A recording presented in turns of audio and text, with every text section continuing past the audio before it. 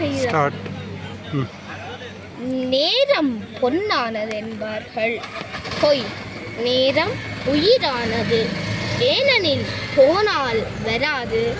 ஆனால் அந்த உயிரை விட பெரிதானது ஒழுக்கம்.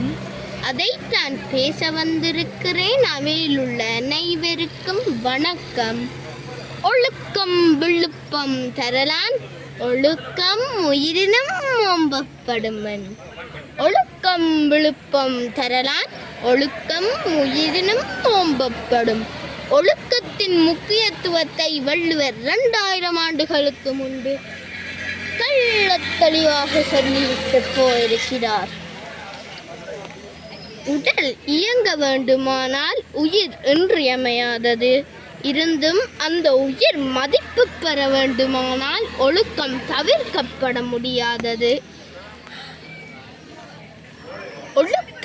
ஒழுகு என்ற சொல்லிலிருந்து ஒழுக்கம் என்ற சொல் தோன்றியதாக மொழி வல்லுநர்கள் கூறுகின்றன.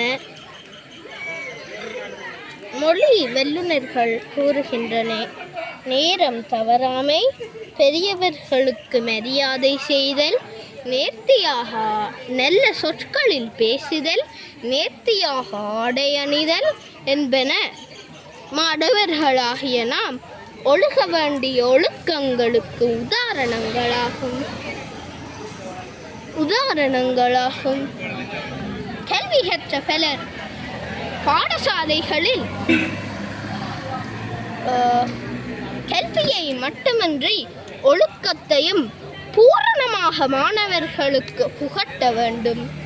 கல்வி கற்ற பலர் ஒழுக்கம் இல்லாததால் இந்த உலகால் ஓரங்கட்டப்பட்டு கொண்டிருக்கிறார்கள்.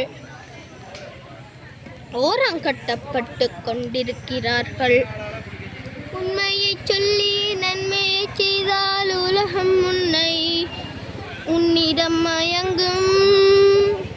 நிலையுயர்ந்த போது பணிவை கொண்டால் உயிர்கள் உன்னை வணங்கும். உண்மையை சொல்லி நன்மையை செய்தால் உலகம் உன்னிடம் மயங்கும். நிலையுயர்ந்த போது பணிவை கொண்டால் உயிர்கள் உன்னை வணங்கும். ஒழுக்கம் உயர்ந்தால் வாழ்வு, ஒழுக்கம் வீழ்ந்தால் தாழ்வு என்று கூறி எனது உரையை முடிக்கிறேன். நன்றி.